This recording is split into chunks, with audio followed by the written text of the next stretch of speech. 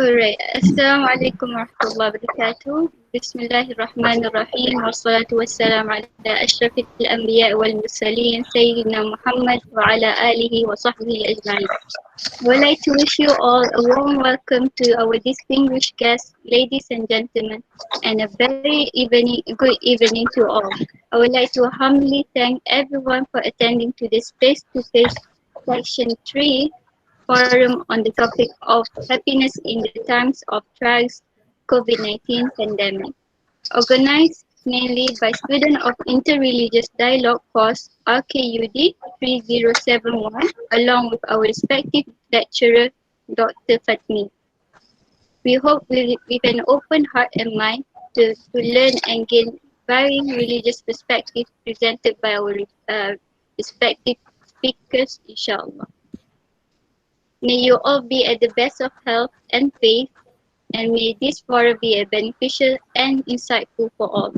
Allow me to introduce myself. My name is Aisha Amina Shamsuria, a student of Islamic Theology and Comparative Religion, in service as a personal MC for today's forum.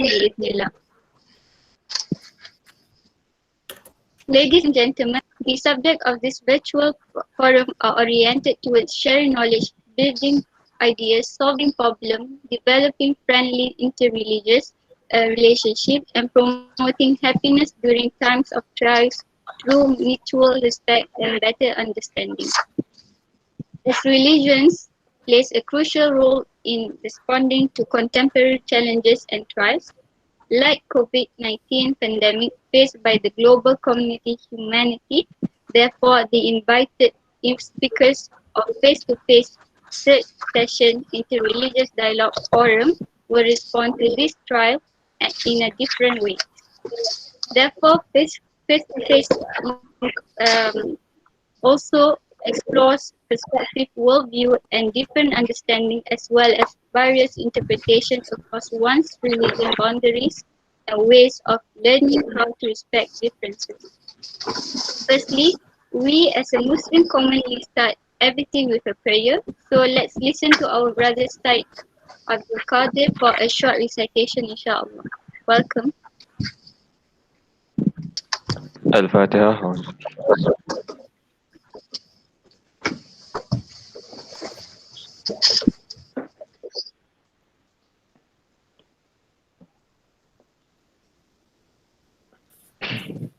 أعوذ بالله من الشيطان الرجيم واذكر عبدنا أيوب إذ نادى ربه أني مسني الشيطان بنصب وعذاب ارقد برجلك هذا مغتسل بارد وشراب ووهبنا له أهله ومثلهم معهم رحمة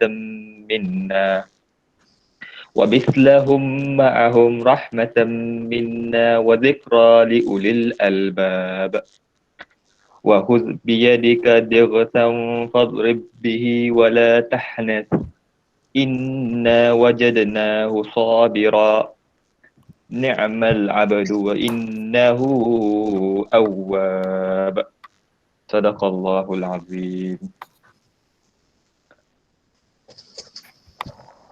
In the name of Allah, the most gracious, the most merciful, I remember our servant Job when he cried out to his Lord Satan has afflicted me with distress and suffering.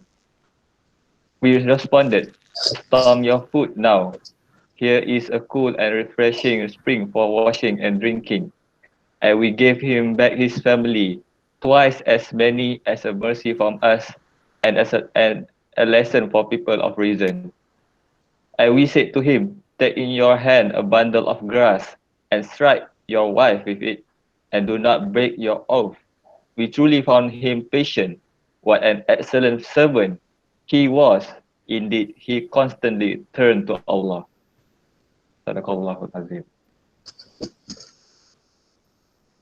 Thank you very much, Brother Qadir, for the wonderful recitation. Jazakallah khair. So, ladies and gentlemen, with that, our multimedia community awaits to finally share us brief presentation video.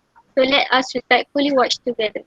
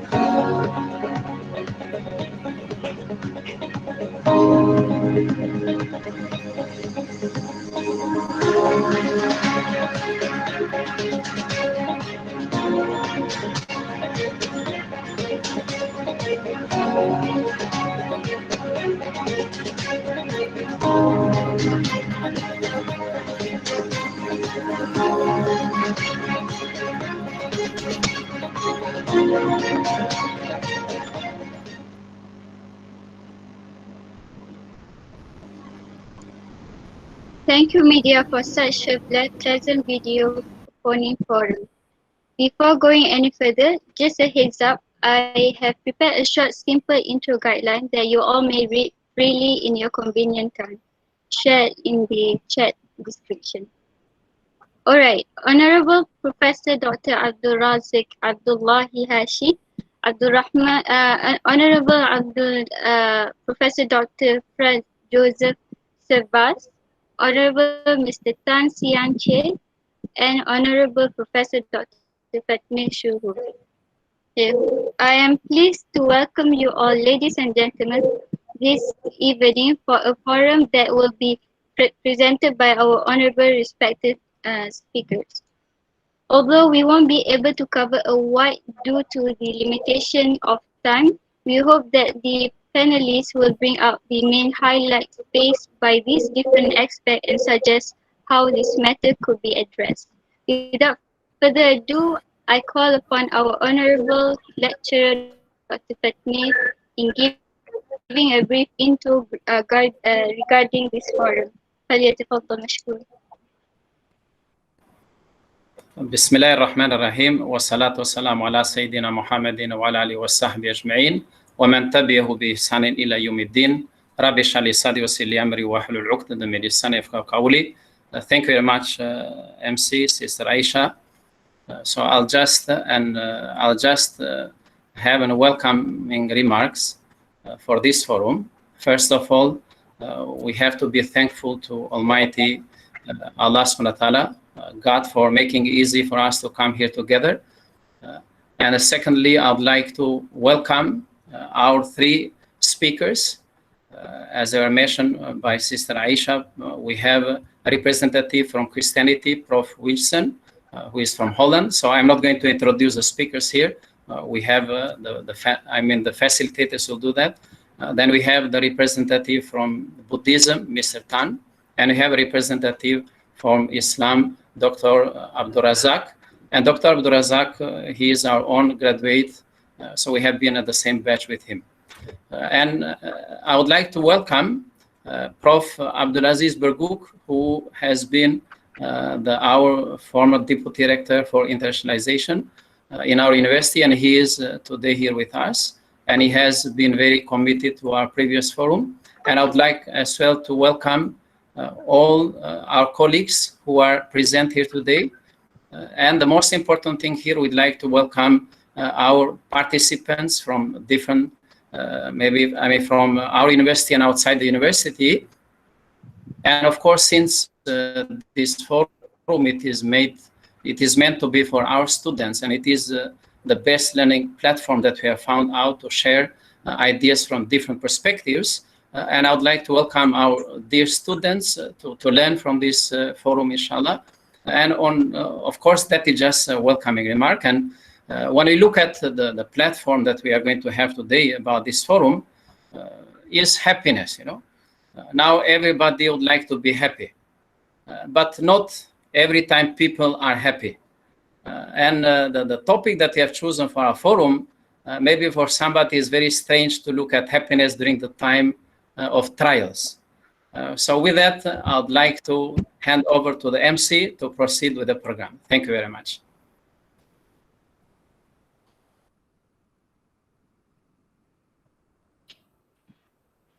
Thank you, Dr. Fatmir, for your remark, explanation, and acknowledgement speech. Jazakallah khairan. With this, moving on to the first facilitator, Sister Nur Khadija, to take the honor of introducing our first speaker, representative of Islam. Bismillahirrahmanirrahim. I greet everybody with the greeting of peace. For the Muslim in the audience, Assalamualaikum warahmatullahi wabarakatuh. And to all others, welcome. My name is Nur Khadijah binti Hairun. Now, I want to introduce briefly about our first geologist, which is from a Muslim representative. Names given was Abdul Razak Abdullahi Hashi. He obtained his bachelor's degree in 2001, his master's degree in 2003, and his PhD in 2008 from the International Islamic University Malaysia, IIUM, in Theology and Comparative Religion. In 2008, he started working at Kulliyyah of Science, IIUM, as an assistant professor. Apart from being a chairperson for a number of international conferences, Dr. Hashi has been invited as a speaker and presenter in various international conferences in Turkey, Malaysia, and also United States of America. Moreover, Dr. Hashi also has completed few research projects and published books in the field of comparative religion and bioethics. Recently, Dr. Hashi is an associate professor at the Department of Biotechnology, Kulliyyah of Science, and a coordinator for multidisciplinary academic postgraduate program. Now, please welcome Dr. Hashi to give him his talk. Bismillah ar-Rahman ar-Rahim. First of all, I would like to greet you all with the greet of salam and peace, which is the greet of Islam. Salamullahi alaykum wa rahmatuhu wa barakatuh. It's very wide. I don't know where to start. I think I shall start with the facilitator, Sister Hidayat Karim, Sister Aisha, the MC, my colleague and friend, Dr. Fatmir, the chair of the program, the coordinator of the session, Professor Whitson, our guest, I think, from Europe, Mr. Tan, and also Professor Abdul Aziz Barghouth, our former deputy rector, whom I have a great respect and admiration, and you know the rest. Friends, brothers and sisters, and those who have joined it, all of you, good afternoon, and again, assalamu alaikum wa rahmatullahi wa barakatuh. It took me some time to mention all the names, but finally I managed to do it. Well, I think I'll straightforward go to the topic, which sounds to be, you know, interesting and timely as well. First of all, I would like to say that I would like to congratulate, you know, Dr. Fatmir and his team for choosing this timely and interesting topic, which is the topic of the day, the discussion of the day, the topic of the moment, the topic that we have to talk about, we have to address. So in that sense, I would like to say congratulations, and also congratulations for allowing and letting this issue to be addressed by, you know, or from different perspectives by the, you know, religious community, including those who are already working and publishing in this area of, you know, research. So bringing representatives from Christianity, Buddhism, and Islam to address a topic which is commonly, you know, common concern for us, I think in itself is a great achievement for your team. So congratulations again, once more. So to begin with, well, I share my, I did prepare some sort of PowerPoint slide, which I think it would be brief. So can I share with you my PowerPoint slide? Yeah, please, Dr. Abdurrazak, please go ahead. The floor is yours now. So, okay, so, well, here I go.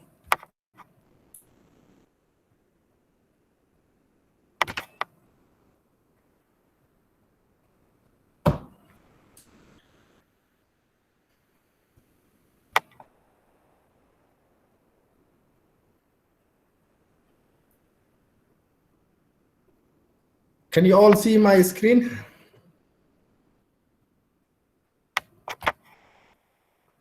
No, so far I don't see anything, Dr. Abdurrazak.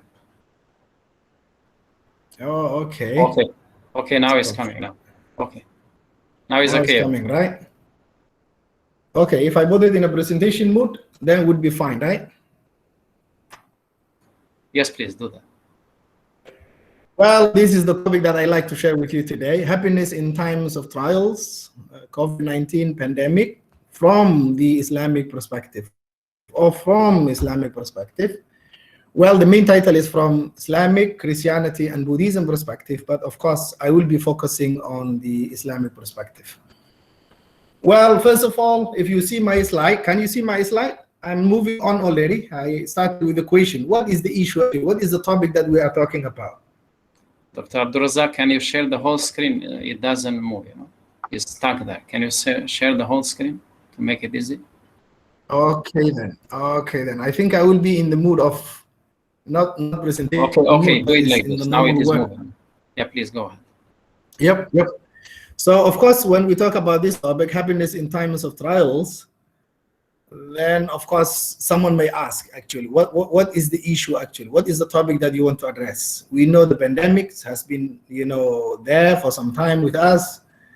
So what are you going to talk about? Are you going to make people happy, or you want to talk about what? What is the issue? And of course, we want to, I at least myself would like to start with this. Look, the issue that we are talking about is actually the following. Number one, I think we all remember the United Nations SDG goals. You have seen it before, or you are yet to see it. But if you remember that, among the 17 SDGs of the United Nations, which have been adopted and accepted by the General Assembly, if I'm not mistaken, in 2015, among the basic elements that I can touch, and I think can get also from the Google, is the following. Number one, you can see here. To the COVID-19 spread and the COVID-19 infections, when COVID-19 came in, it has affected our life in many ways. And it has caused a lot of challenges for us. So among the challenges that we can name and mention is actually related to the academic, what happened to our economic activities. It has led to decrease in economic activities, which led to income reduction as well. And it has also accelerated, as a result, this has accelerated or increased poverty among the world community generally. On the other hand, when you see the element of food production, well, the challenges of COVID-19 also has led to food production may be affected as well, and it's already affecting actually, and may lead also to decrease the access to food by many communities as well. Well, when you think the health sector, healthy facilities are being overloaded. And because our healthy facility is now focusing on dealing with the treatment of COVID-19 patients, that may lead, to, somehow neglect or somehow overlook, treating other illnesses as well, and which may, sooner or later worsen, the increase of other diseases as well. And because of the, healthy pressures of COVID-19, again, mental health problems are on the rise as well. On the other side, when you talk about education and educational facilities, schools, universities, classes that we normally have, which traditionally functioned as a platform of not only learning and educating, but also as a platform of interaction and social connectivity, now those places are now also under pressure because of lockdown that we have, some countries are undergoing as well. Well, then you have on the other side as well, where you see again the COVID-19 and its pressures, women is more vulnerable to the impact of the outbreak as well, due to, of course, the breastfeeding, due to pregnancies, because they are physically having close contact when it comes to having children and so forth. On the other side, when you look again to other aspects, you can see that the impact of COVID-19 has caused so many companies to be shut down, Small businesses has also been affected. Unemployment is on the rise. And then when you move also from that aspect, and then you move to, you know, the inequalities and the access to health, you know, wealth, again, that aspect has been also affected in our world. These may somehow, again, in the future, in the coming, you know, years or decades, may lead to some sort of like national, or I mean, maybe, you know, country to country, or maybe conflicts, you know, between countries. Why? Because some countries export their internal problems to the neighbors and blame others that they are taking more resources than them, so from them. So these may lead also, you know, conflict countries. So there are potentially, you know, challenge, and these challenges, some of them are real already, not potential, and some of them are potential. The real one has already caused, you know, challenges, psychological challenges. The potential one are also causing anxieties, you know, stress, depression, and other, you know, psychological and mental problems as well. Well, as a result of those stresses, those, you know, what you call challenges that we have mentioned, the loss of life, the economic challenges, the social connectivity, all this one has caused some sort of, you know, uncertainty about the future, anxiety, prolonged exposure to stress, the feeling or the sense of being helpless. Normally when there are diseases or outbreak of any kind of, you know, illness, normally we you know, our healthy care researchers normally come up with some sort of answers. But in this pandemic, although now they are still working on it, answers were not sufficient, you know. So there is a sense of being, you know, helpless, you know, in the air. And then there is a sort of like, you know, loss of freedom, because people have experienced, certain countries have experienced some sort of, you know, lockdown, and therefore there have been a loss of freedom as well. Despair is on the air, you know. It's like, what can we do? The sense of being valueless, because when you are confined to the house, you know, the sense of being, having no value at all in life comes there, because there is no socialization, there is no outing, there is no, you know, outside communication, you know, or connectivity, you know, that is done normally by the people. Depression, and then you have like domestic violence is on the rise, losing sense of purpose, why we are here. Nobody, you know, this is what is being, you know, experienced there. Why? Because there is a lot of life, there is what do you call, well, as I mentioned, you know, economic pressure, there is disconnectivity socially. So these are things that are in the air now, whether we like it or not. So then the international community, regardless of where you are living, come to the almost like a common question: what can we do? Where to start to respond to this challenge? Economic challenge, psychological challenges, mental problems, socially disconnected, helplessness, depression, stress, despair. Well, what can we do? This is a question that is always asked. So, well, besides the scientific research that are ongoing to deal with the pandemic, religious leaders and psychiatrists, etc., are also expected to play a role in coping with the challenges. Of course, when we talk about what can we do, the scientists are now struggling, you know, to come up with, you know, enduring answers to the challenge and solving one is for all if they can. So they are doing their part. Then not only that, because this pandemic has caused also psychological and some sort of mental problems. So then religious leaders, religious scholars, and religious, you know, academicians, as well as psychiatrists, are also expected to play their role in dealing with the challenges of this pandemic, in terms of consoling, in terms of explaining the, what do you call, the concept, the belief.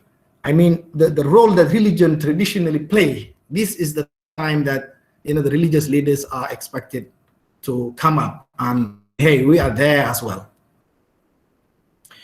So someone may say, well, scientists are doing their job and we are hoping that they come up with the best vaccine. So why do we need to have probably religion. Somebody may argue in that way. Well, what religion can do? What religion can offer? Why? Because we know this is a healthy problem, and healthy problems are dealt with the health scientists and researchers, and also to some extent they may tell you, well, the psychiatrists as well. So what religion has to do here? and I think that question is also somewhere there. But look, the truth is, religion has been part and parcel of the human intellectual enterprise, since the known history of the human being. And in most of the cases, religion has played a positive role in managing the affairs of the human life. And in most of the cases, when humans, feel challenged, when mankind feel challenged, regardless of where they are living in, normally religion was a source of inspiration, motivation, source of, connection, social connectivity, and also source of, congregation, source of bringing people together, source of building, the community, source of serving the, the public, and the source of, motivating the public to, charity, helping, extending helping hand to those who are in need. So in most of the cases, yeah, religion has been, you can say, a positive companion to the mankind or to the humanity to face, life challenges. And today we expect religion to play the same role. Yep, there are cases where, religion has been, somehow abused, let us say, some fanatics and extremists. And there are cases where certain crimes are committed in the name of religion, but that is somehow pitiful. It's more like some kind of like marginalizable experiences. But generally, when you look the overall experience, history of religion, religion has been always a positive and good companion to men and women in building, in a positive way, in building life, bringing community together, helping hand, extending helping hand to those who are in need, charity, encouraging people to be strong at the time of, difficult and climates. And we expect religion to play the same role. And it's true also, on the other side, there were cases where some has believed that religion, especially I have to be more, specific. There are cases where some fanatic extremism, I can call it secular extremists, have, call it that religion, should come to an end. And even they call it that religion should be, the territory of religion should be rolled back, from our life. And therefore, religion, they compare religion as something that is irrelevant, myth, and something that has no value in life. But that was not the case, actually. That is not the case. Religion is on the rise. Religion has always served, has always helped, has been part of the human life in a positive way.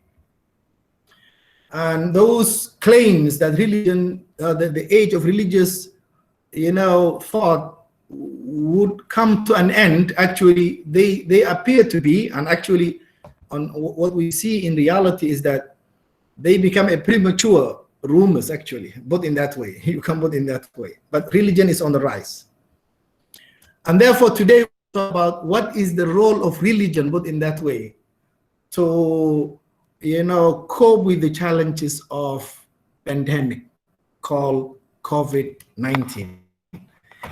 And since my colleagues, hopefully, inshallah, will be, sharing their thoughts about how Christianity probably and, Buddhism will, address this issue, today I will focus on the Islamic perspective. And let me start with this. When we talk about the Islamic perspective on dealing or about dealing with the COVID-19 challenge and therefore generating the sense of happiness, of course the topic is quite wide. On one time we are talking about what Muslim scholars said about it. We are dealing with the concept of happiness.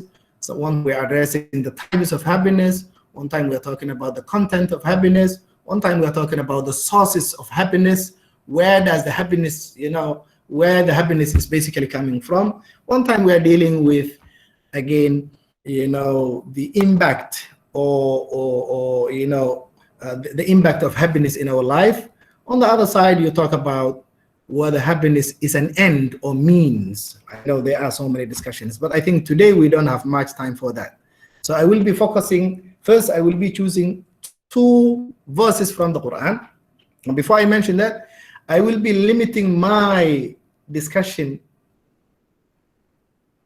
to the Quranic perspective of, understanding happiness or on happiness. And then I will be sharing with you a summary, it's just overview. So before I talk about the overview, let me share with you with 2 Quranic verses that are addressing happiness from Islamic perspective. Of course, there are so many ayat that are talking about happiness during the challenges and the difficult times, but I will be focusing only on 2 ayat today. So first, let me start with this verse. Can you see my slide? Yes, Dr. Razak, please proceed. Yep. So just preliminary reflections. First of all, preliminary reflections. Let us reflect on this ayah, this chapter. Chapter 2, verse number 155. In this chapter, Allah subhanahu wa ta'ala said, وَلَنَبْلُوَنَّكُمْ بِشَيْءٍ مِّنَ الْخَوْفِ وَالْجُوعِ وَنَقْصٍ مِّنَ الْأَمْوَالِ وَالْأَنفُسِ وَالثَّمَرَاتِ وَبَشِّرِ الصَّابِرِينَ.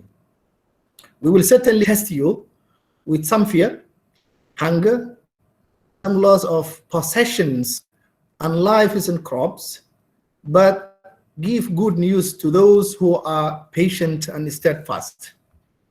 So to begin with this ayah, Allah subhanahu wa ta'ala is telling us that in this life, you will be tested. So as you can see here down there, I mentioned some notes to be taken.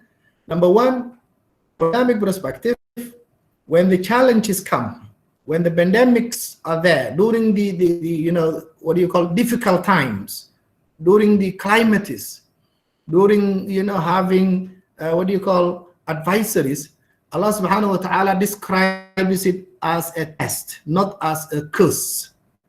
A test that is given to us. So here you have number 1, the concept of pandemics itself is being explained as a test, not as a curse.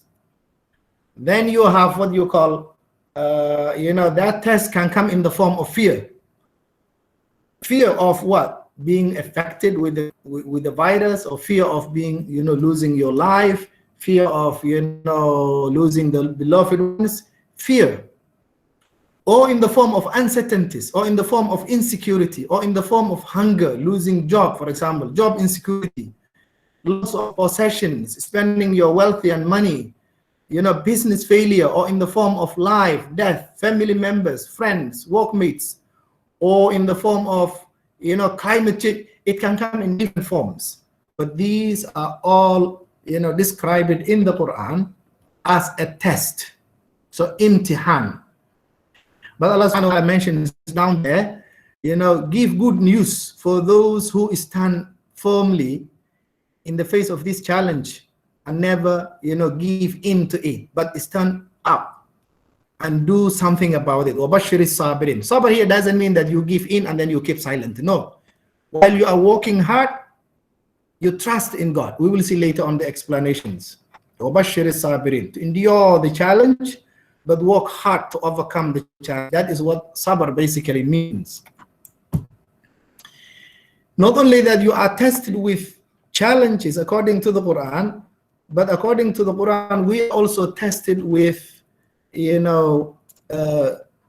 success sometimes. As you can see here, kullu nafsin da'iqatil maut. Every life shall test, every soul will test death, will taste death. But Allah subhanahu wa ta'ala says, we will test you with calamities, challenges, problems, and we will also test you with prosperities.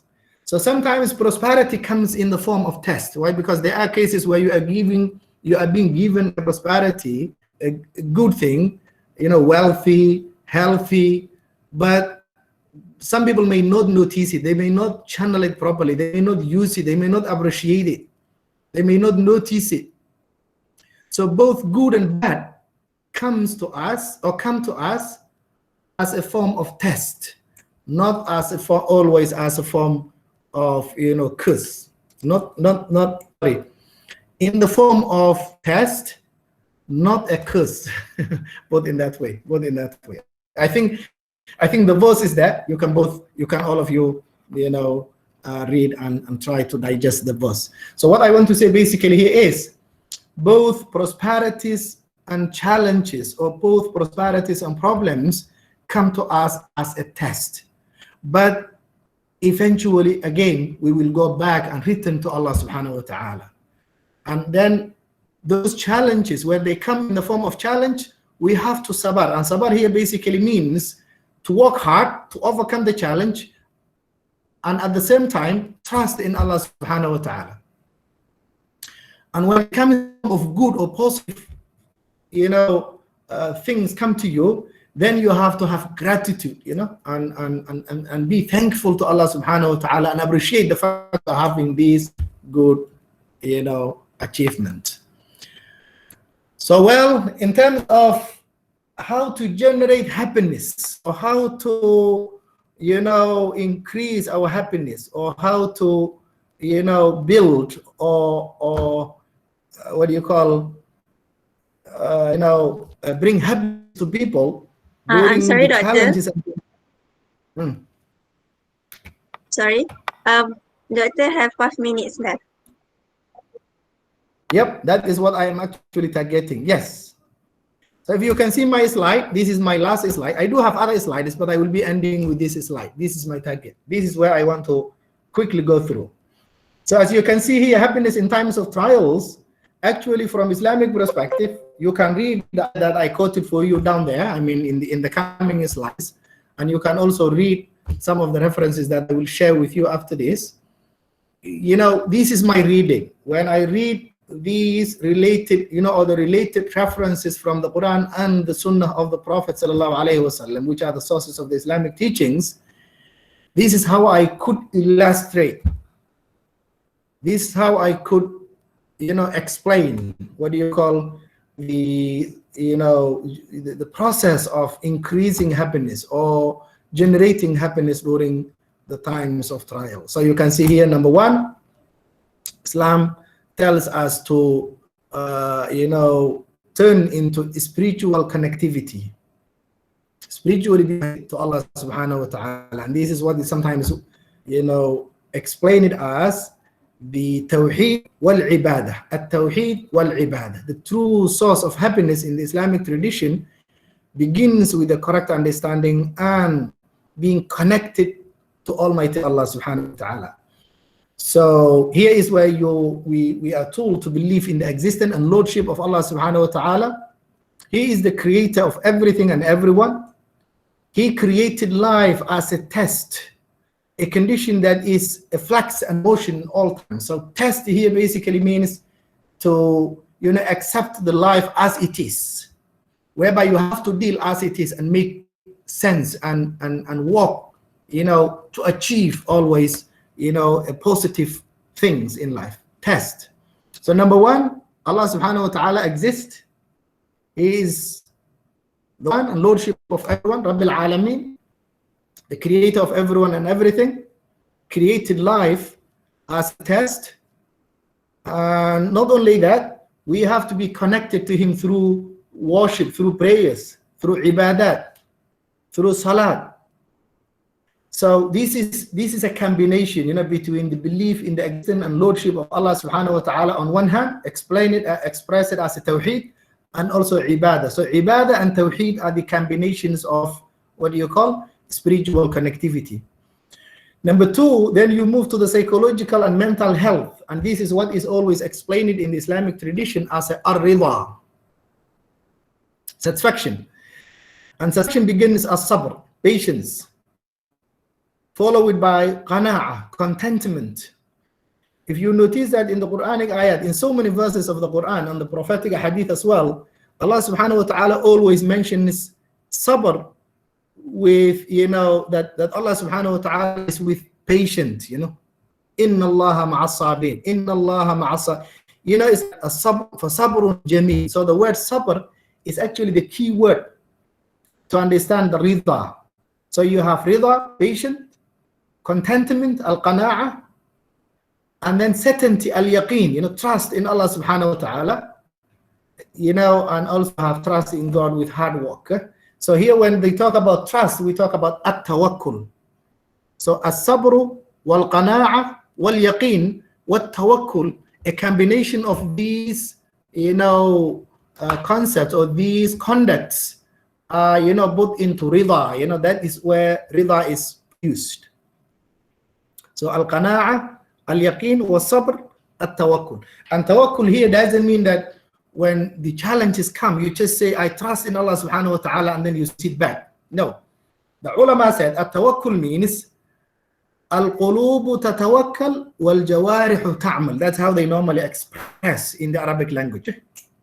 The heart trusts in Allah subhanahu wa ta'ala that challenges will be met and solved.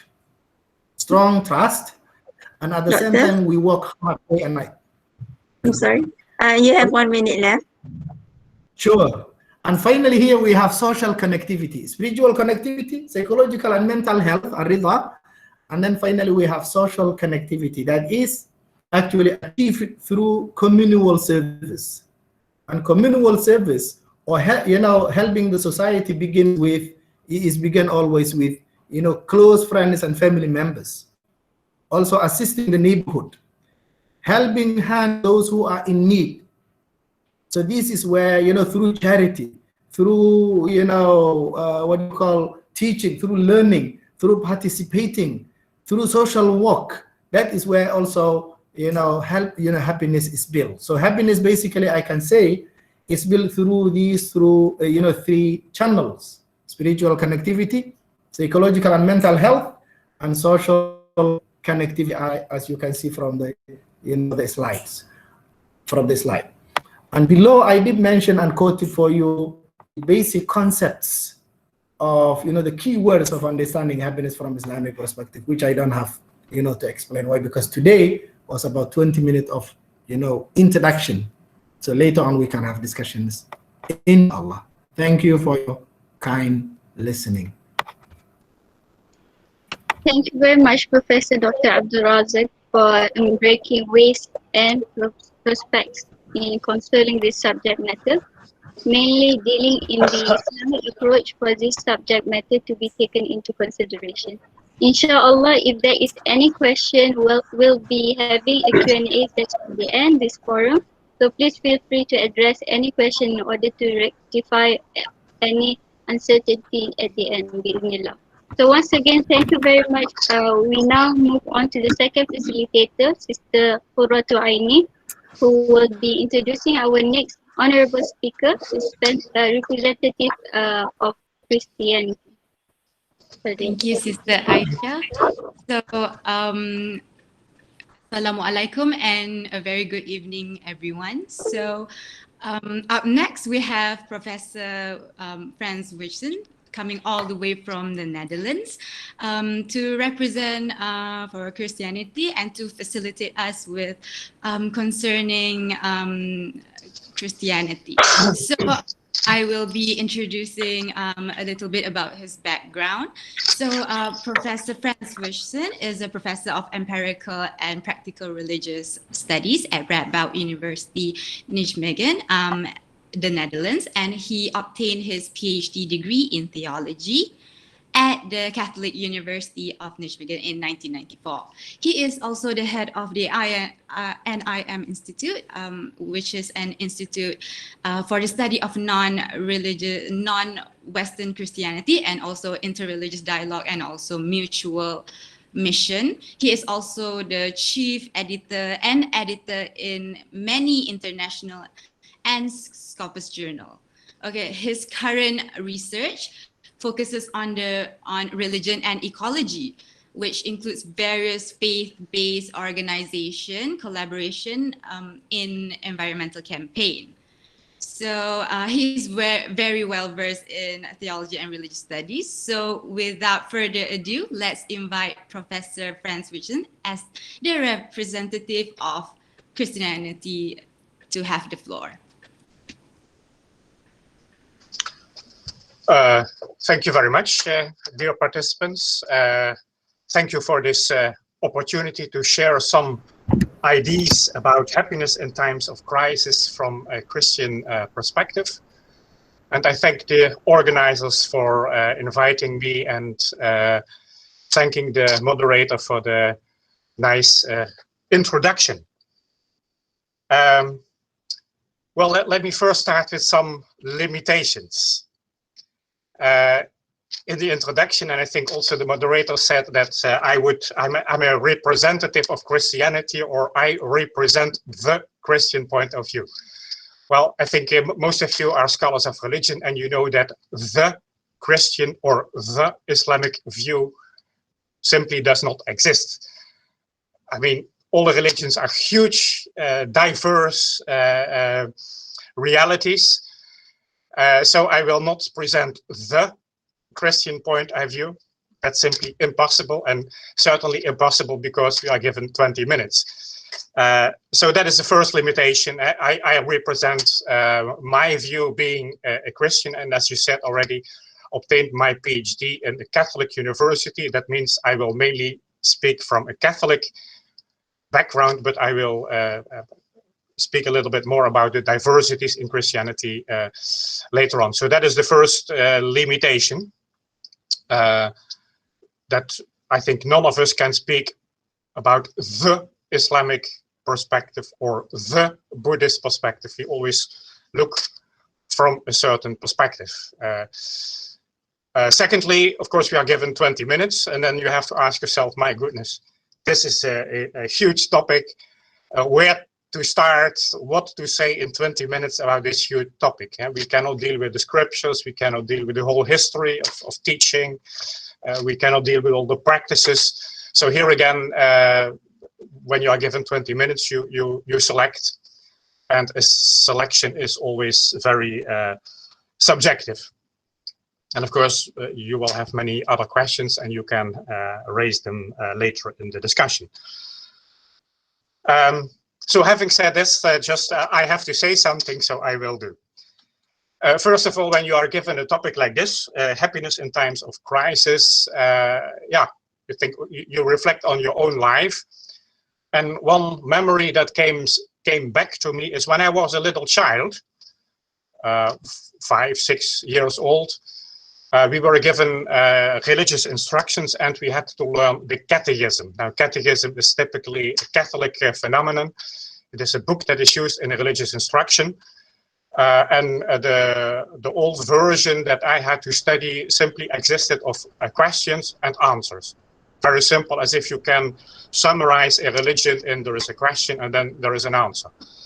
Now, funny enough, and you can check yourself that this is really true, the very first question that we had to memorize as a child, 5, 6 years old, was, what are we on earth for? What are we on earth for? And then the answer that we had to memorize was, we are on earth to serve God and thereby be happy here and hereafter. Be happy here and hereafter. So I was thinking, of course, as a child of 5, 6 years old, I had no idea what I was memorizing. Yeah? And if you know how religious instructions work, you are really drilled. This is the question. This is what are we on earth for? A child of 5 years old. I mean, to me, that is a silly question. And then giving the answer, serve God and be happy here and in the hereafter. I had no idea what I was memorizing, but I did, and the fact that I still, after 60 years, still know that question, and now reflecting on it, looking back on it, I think, wow, it made sense. I mean, there is some logic in this, and I will come back to that. Serving God and be happy. I mean, that is the essence of what I'm going to say. But this catechism really was taught in the church. It was taught in school, Catholic school, of course, and it was taught at home. So really, those questions had a huge impact on your mindset. So that is the essence of what I'm going to say. In Catholic thinking, Christian thinking, at least how I understand it, serve God and be happy. Now, it is, of course, more complicated than that one answer to that very simple question. But as I said already, the Christian perspective simply does not exist. There is a huge variety in Christianity. Moreover, as in most world religions, the case 80% of the Christians nowadays don't live in the territory where the religion was started. So people from Asian countries or African countries or Latin American countries, they read the scriptures and they read the sources from quite different perspectives, and they may come up with quite different perspectives on what happiness is from a Christian point of view. So also the fact that I come from a European background influences what I'm going to say. But I was also asked by Dr. Fatmir to say a little bit about Christianity. I will not go into details, that's simply impossible. But when you speak about Christianity, generally speaking, we distinguish three broad branches. The Catholic Church, also called the Roman Catholic Church, based at the headquarters in Rome, that is obvious. The Orthodox Church, we mean the Eastern Orthodox Church, and the Protestant churches, what we call Reformation. Now, all those three branches are quite diverse in itself. Protestantism, for example, we label a very broad movement, Protestantism, but it has evangelicals, Pentecostals, charismatics, very complicated in itself. Those three branches basically go back to two conflicts, huge conflicts within world Christianity, as we have in Islam, and we have in so that people disagree with each other, and then they start a new branch. Now, the first was in 1055, according to the Christian calendar, of course. That is what we call the Eastern Schism. Well, of course, that depends where you are. In the West, we say it is the Eastern Schism, and the people in the East, they say it is the Western Schism. So anyway, there was a huge disagreement about Christ. How can we understand the person of Christ being son of God or not son of God, or a human being inspired by God, and so on, all those dogmatic issues. So there was a major schism within Christianity, basically Roman Catholic and the Eastern Orthodox. And again, Eastern Orthodox is very diverse in itself. The second schism or clash came in the 16th century, 1517. Martin Luther, who can be seen as the main inspirator about in the Reformation era. There was mainly a disagreement about sacraments or the rituals of salvation. And well, once again, I don't summarize the whole history, but basically you can say, well, it is about dogmatic issues, but basically it was about power sharing, and the others simply did not agree that the Bishop of Rome claimed the full authority on the whole Christianity. So they said, well, in Constantinople we have our own patriarch, and he has authority as well. And so basically it was a power issue and not so much a dogmatic issue. So having said that, I speak from a Catholic background, and I cannot speak for the whole Christianity, but there's one source that we have in common. That is the New Testament. As all religions have their scriptures, the Christians have the New Testament. But here again, unfortunately, the New Testament is very diverse. It is, well, I'm not going to compare, we can do it later with the Quran. But the New Testament exists about 27 books, 4 Gospels, 4 narratives about Jesus. Then there are Acts of Apostles. There are numerous letters written by people who claim that they witnessed and they knew Jesus. So that is also a problem when you speak about Christianity. We don't have one source. We have numerous sources, and people quote that. We call it gospel. And the others quote another gospel, and sometimes there is a similarity, and sometimes they simply contrast. I will go back to that later. And then, of course, also in time, they are quite different. The first books that we have are situated about 50 or 58 years after the death of Christ. That means we don't have any account that was written during the life of Christ. So it is not a newspaper journalist who say, oh, this happened and made notes. So the first account is long after Christ. But the happy news is, when we speak about happiness, we have quite some texts that speak about happiness. And there is at least one very basic text that is shared by all Christians in all versions, and I come back to that later, and that is the Sermon on the Mount. I did not prepare a PowerPoint since we have not much time, but you can read it yourself. It is in the Gospel of Matthew, if you are familiar with the Bible, the Gospel of Matthew in the 5th chapter, the verses 1 to 12. And there, that text speaks very explicitly about happiness, and that is shared by all Christians. And I will explain why that is. I'm not going to read the whole text, but the Sermon on the Mount is very important for Christians. And I only mention the verses that speak about happiness. There are 8. And they may be a bit strange for you. Happy are those who know they are spiritually poor.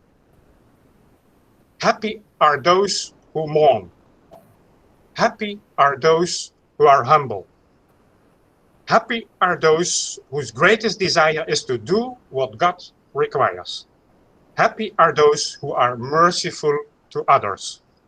Happy are those who are pure in heart. Happy are those who work for peace. Happy are those who are persecuted. The kingdom of heaven belongs to them.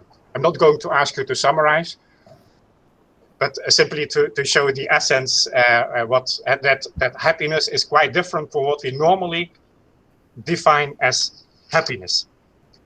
Now, as I said already, in Christianity, in the scriptures, there are many versions, and also of this text, we have another version in the Gospel of Luke. So that is another writer about Jesus.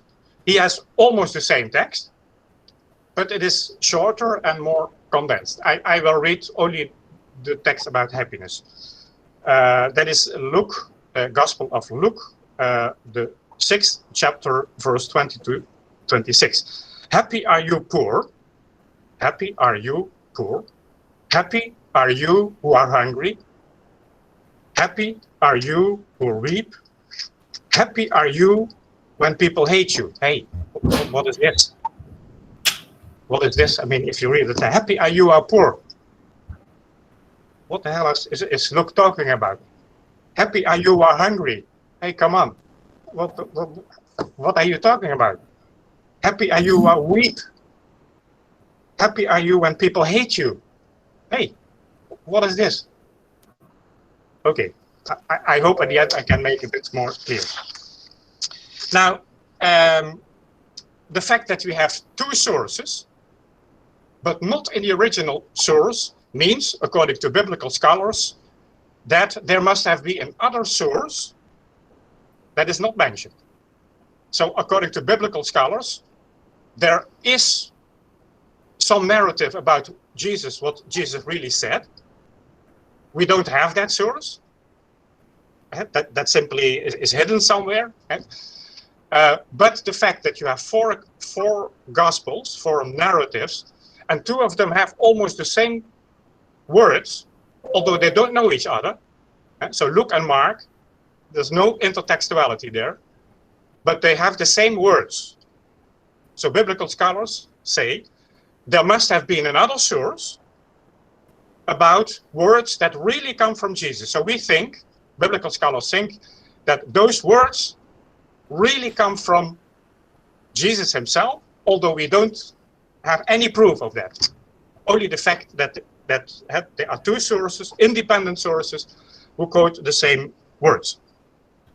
Okay, now if you compare the two texts, they have a quite different understanding of poverty. Luke is quite concrete. He speaks about real poverty, material poverty. Matthew is more spiritual poverty, spiritual happiness. Now, the fact that we have various sources can be explained by the fact that the authors had different audiences in mind. Given the context of Israel, of course, Jesus was a Jew. Jesus, well, this is complicated. I'm not going to deal with, but Jesus did not have the intention to start a new religion. So for us as Christians, it's always, why do we have Christianity? Whereas Jesus, in fact, wanted to transform Judaism from within. It was not his intention to start a new religion. But of course, the historical fact is that there is a new religion. Well, that is a complicated issue. But I go back to the comparison of the two Gospels. Jesus was a Jew. Luke mainly wrote for the non-Jews, you know, for the Gentiles. That was his audience. So he had to translate Jesus' words for the non-Jews. Matthew wrote for the Jews. So I think it's better to understand it from a Jewish background. And in the Jewish tradition, you have the spiritually poor, called in Hebrew the Anawim. The Anawim. People who trust solely in God. People who trust solely in God. Now, I have to go to history. You know, at that time, in Jesus' time, the Jews were occupied by the Romans. The Romans colonized Israel. And at that time, there were political fanatics who really fought for freedom. The Zealots. They were very fanatic against the Romans. There were also Roman tax collectors who allied with the Romans to get material power.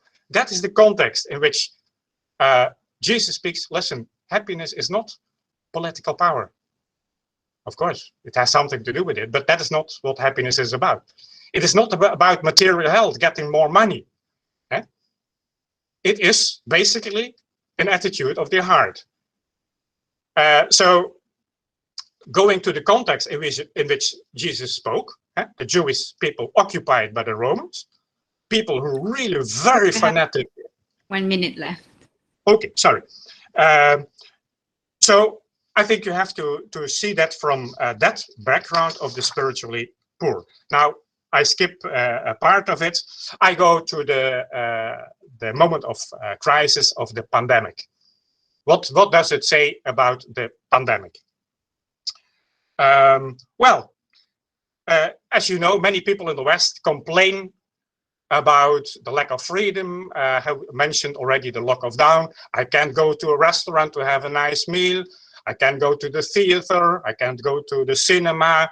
So my freedom is limited. You know, people in the West, they really appreciate their autonomy. I'm a free person, and now the government does not allow me to go to the theater, to go to a restaurant, and so on. So people in the West feel restrictions of freedom, and we really saw protests, even violent protests. Even people were killed. Even politicians were threatened by people who said, "You limit my freedom."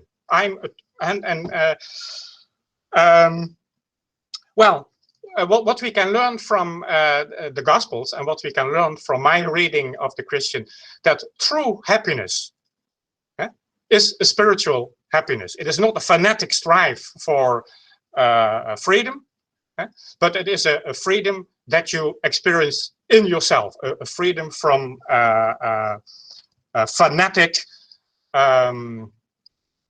need to do something. There is, and now I want to conclude. There is a beautiful saying by a rabbi, and I think that is what summarizes what I want to say. Happiness is not having what you want, but wanting what you have. So be happy with what you have. Of course, we live in a time of restrictions, but don't think that, oh, I can't go to the theater. Don't think about what you do not have, but be happy with what you have. I think that is the essence of what I wanted to say. And going back to the catechism, of course, 60 years ago, I did not understand serve of God and be happy. But now I understand, when you really trust in God, when you really put your belief in God, you will be happy. Not in the sense of material or political happiness, but happiness of the mind, happiness of the soul. So I leave it at that, and I give the floor back to the moderator. Thank you so much, Professor. And yeah, I would like to give the floor to the MC. All right, thank you very much, Professor Dr. Franz Joseph, for clarifying the sects of Christianity and sharing gospel texts directed in ways to achieve ultimate happiness. God bless you. Just a quick reminder, we have left a feedback form on the chat column, so feel free to fill up. Thank you. Okay, so moving on, may I respectfully call upon our last facilitator, Brother Said Abdul Qadir, in taking this chance to introduce our speaker representative of Buddhism. Thank you. Welcome. Thank you, Sister Aisha. And good evening, everyone. I will introduce to you some information about Mr. Tan. Mr. Tan Siang Chie, the director of Nalanda Institute Malaysia, began learning Buddha Dharma at the age of 12 at the Breakfast Buddhist Mahavihara. He has been a member of Nalanda Institute's faculty since its inception in 2007. Had given many lectures under the Department of Buddhist and Pali Studies and conducted management training under the Department of Leadership and Management Studies. He has been invited by Uṣūl and Comparative Religion Department to facilitate the learning needs of our students as far as Buddhism is concerned. He participated in Face-to-Face 2.0 Interreligious Forum, Neighborhood and Harmony during COVID-19 pandemic, from the perspective of Islam, Christianity, Buddhism and Sikhism on the December 4th, 2020. So that's all. Thank you. I return the floor to our MC, Sister Aisha. All right, thank you, Brother Said. I'll call upon our speaker, Buddhism, Mr. Tan Siang Chie, to conduct his presentation. Thank you.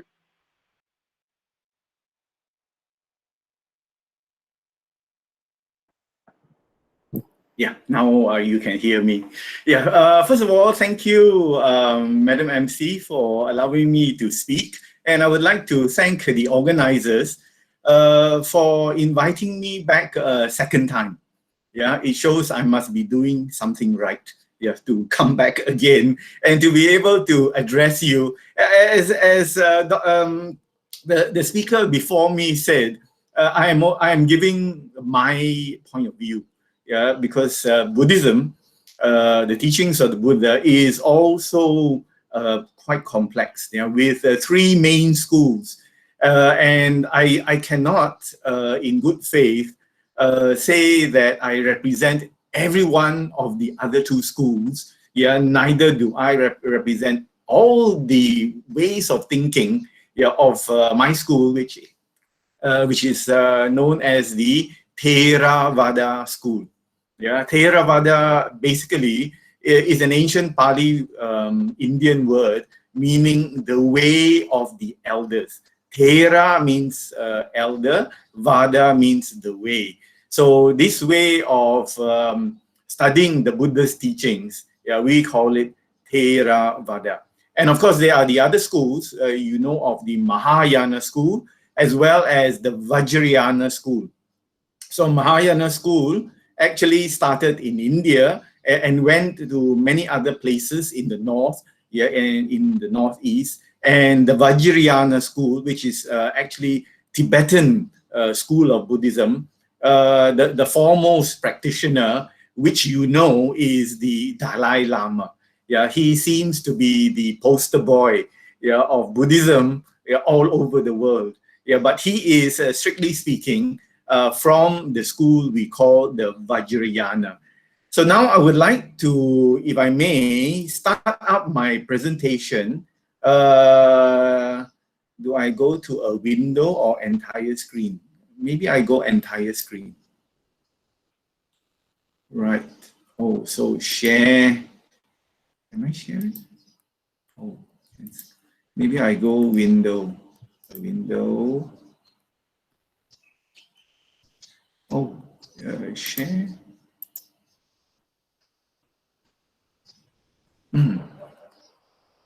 Oh, I don't seem to be able to access.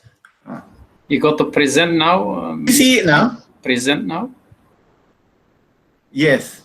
Then you, whether window or the entire screen, you can just click there, then you choose the PowerPoint presentation. Oh yeah, I've got it. Yeah, I've got it now. Yes. So I share. Can you see it? Yeah, it's coming. Yeah. No? Yeah, it's coming. Oh, you got it. All right. Okay. Okay. So I will go to the full screen. I hope you can still see me. Can you still see me? Yeah, because I can't see myself. Yes, we can see it, Mr. Tan. Please proceed. Okay. Right. So as mentioned, I am only the representative from a particular organization. But essentially, I think what I'm going to say, I don't think there will be any disagreement. And so I will take us, everyone, through, as was requested, about what Buddhism is. Buddhism is a teaching that was introduced by our founder, or you may call him, Gautama Buddha, about 2,600 years ago in India.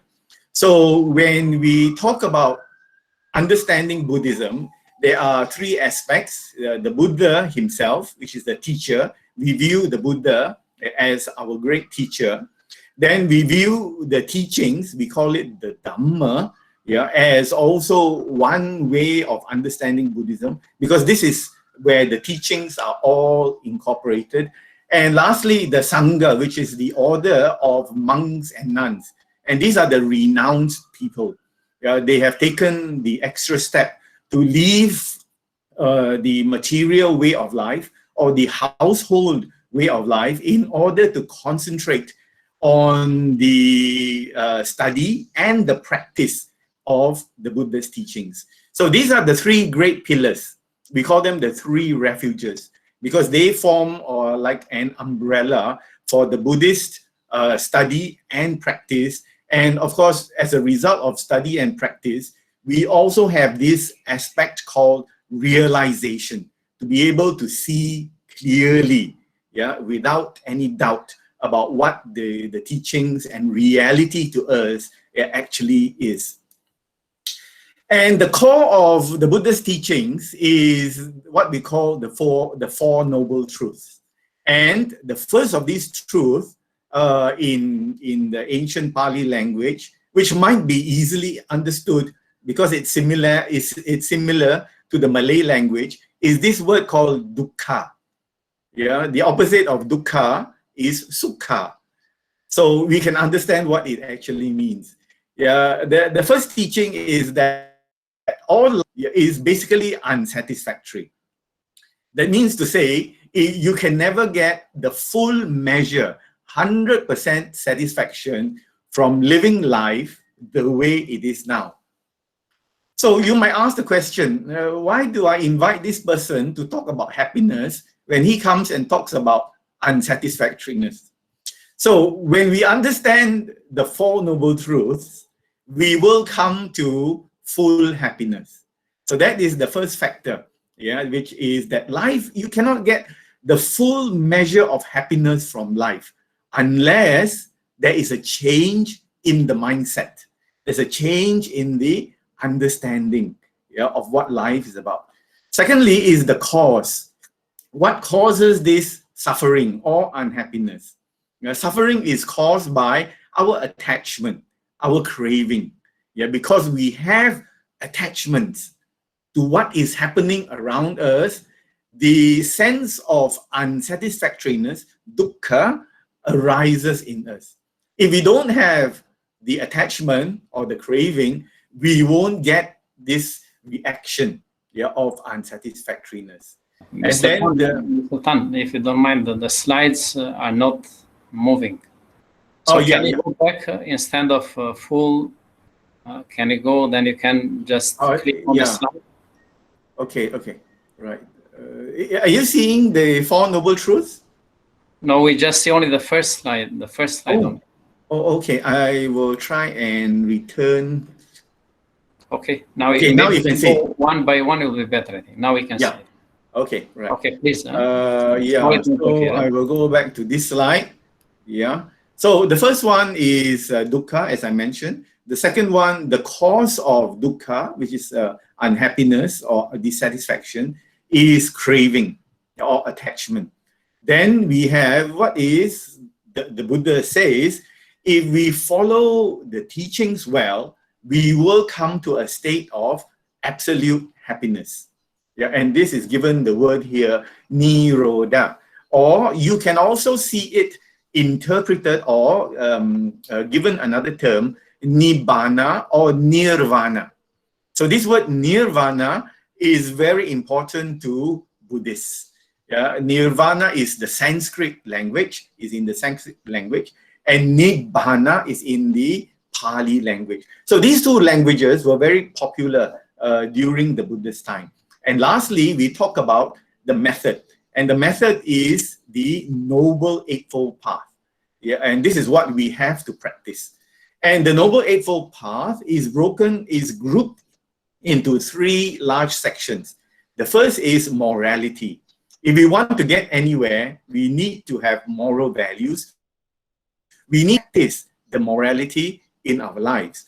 The second of these is what we call samadhi, and it means that we have to train the mind.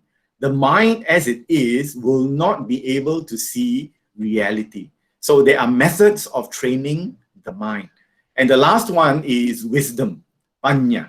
With wisdom, we will be able to see clearly. And because we are able to see things clearly, yeah, we will experience happiness. Okay, so now we come to the matter at hand, which is how do we maintain our calm and composure in the time of COVID-19? How do we actually maintain our happiness? Because many people will say during the time before COVID appeared on the scene, we were very happy, or so we thought we were happy. Yeah, because we had freedoms, as Professor mentioned. You know, in the West, people value their freedoms greatly. And when you tell them you can't do this, you can't do that, they naturally will feel unhappy. So how do we maintain the happiness that we had before the COVID appeared on the scene? And I would like to share that it is impacting the mental health of Malaysians. Here's an article in the Malay Mail, yeah, talking about how depression as well as anxiety and stress, yeah, are taking on a strong foothold, yeah, in the minds of Malaysians and also among students. I thought I would also share this. Among students, the younger sections of our society are feeling that life has changed greatly, and it's affected their studies also in very significant ways. So then, what do we do? Yeah, what are the things that we need to practice, need to understand in order to maintain our happiness, our calm, and our composure? So it will be like this. Yeah, there must be 3 aspects which I, on behalf of my organization, yeah, we are trying to advocate. That is, we have to develop these 3 things. The first one is we have to develop an understanding of the situation. The second one is we have to develop courage. Yeah, as the first speaker, doctor also said, you need to have courage. Yeah, in Islam, we also need to have courage to face adversities. Yeah, in Buddhism. And the last one, of course, we need to have hope, because without hope, what can we do? There is no light at the end of the tunnel. So therefore, hope is important. So these 3 features, or these 3 dimensions, yeah, are actually what is being taught, what is being promoted among Buddhists, yeah, so that we can get through these very hard times. So the first one is understanding. What do we need to understand? So here I'd like to share a section from the teachings. And it is from a discourse the Buddha gave called the Loka Vipatti Sutta. Sutta means, also sutra, yeah, it means the discourse. The Buddha basically Excuse me, sir. Yes. You have 2 minutes left. Oh, 2 minutes left, very, very fast. Okay, what happens is things change in the world. The world is subject to changes. And so we have to accept the current situation as one of the aspects of life. Because if we think that things should not change, then we will be very unhappy. So it changes from happiness to unhappiness, gain, loss, honor, dishonor, praise, blame, pleasure, and pain. So we have to accept it. Yeah, we can't, hide our head in the sand and hope nothing changes. The next one is courage. Courage is very important. And I share a teaching from one of the great teachers. Courage to Buddhists is a tool of transition to practice. Because if we don't have courage, we cannot face all the negativity inside of us. So when we get depressed or we get anxious during the COVID pandemic, yeah, then we must bring in courage. Yeah, we must have this, we must embolden ourselves to face the hard times. And the last one is hope. Yeah, what is hope? Hope means we see the light at the end of the tunnel. And I'd like to share this monk is a great Zen master. He said, hope is important because it can make the present moment less difficult to bear. And why is it so? If we believe that tomorrow will be better, we can bear a hardship today. So that is why it is important to have hope. So these 3 principles, or these 3 dimensions, if we can practice it, if we can understand this is the nature of life, yeah, then we can accept it and let it pass through us. But if we want to hang on to what we have, yeah, we don't want any loss of freedoms. Yeah, it means that we become more and more sad. So we need this flexibility. Yeah, we need this ability to just let things flow through us and to accept what is happening in the present moment. The second, as I said, is courage. Yeah, your courage. Know that it cannot last also. The pain, the depression cannot last. When tomorrow comes, and we have hope that tomorrow comes, then it will be a better day for everyone. Yeah. So the way they will see the pandemic is that it affects everybody. It is a natural occurrence. It is worldwide. No one in this world can run away from it. So therefore, we should face it together. Because if we don't cooperate and control, manage this virus, this pandemic, none of us will be happy. So we must give full cooperation to the authorities to do our part, yeah, not to fight the authorities. What they tell us to do, we need to do. If we have to vaccinate, we must vaccinate. And therefore, in this way, yeah, we get through the hard times and experience happiness together. Yeah, it must be done together. We can't do it just for one group, yeah, or for one individual. With that, thank you very much, yeah, for your kind attention. Thank you very much, Mr. Tan Sian Che, for the effectual presentation explaining in steps of realization of Four Noble Truths in achieving happiness. Through trials should we understood wisely before the result of happiness in unity. Alhamdulillah, with the grace of Allah subhanahu wa ta'ala, we have come to the end of this forum on the topic of happiness in the times of trials, COVID-19 pandemic. Touching on multi-religious perspective, including Muslim, Christian, and Buddhism, as every panelist has deliberated on this subject matter from various perspectives. This forum, ladies and gentlemen, aims to deepen and better understand one's own way of life and others, as well as develop strong bonds across religious communities. Therefore, exploring differences allow people not only to appreciate what they have in common, but it also draws on differences and teaches us each other how to appreciate them. There is no pressure to come to an disagreement or consensus. Differences and questions are as welcome as similarities and answers. Interreligious dialogue can also be content to improve the quality of people's disagreement. Now, ladies and gentlemen, let us move on to the next final Q&A session. If you have any question, feel free to introduce yourself and speak up directly, or just simply ask away on the chat column, inshallah. All right. Let me just check. Staisha, can I make a comment, quick comment before you? Oh yeah, sure. Yeah, thank you very much. I think that, Professor Whitson and also Mr. Tang and also the MC, thank you very much. I just wanted to make a small comment. It's not a responding, it's not argumentative, it's not criticizing, but just to make the session more interactive.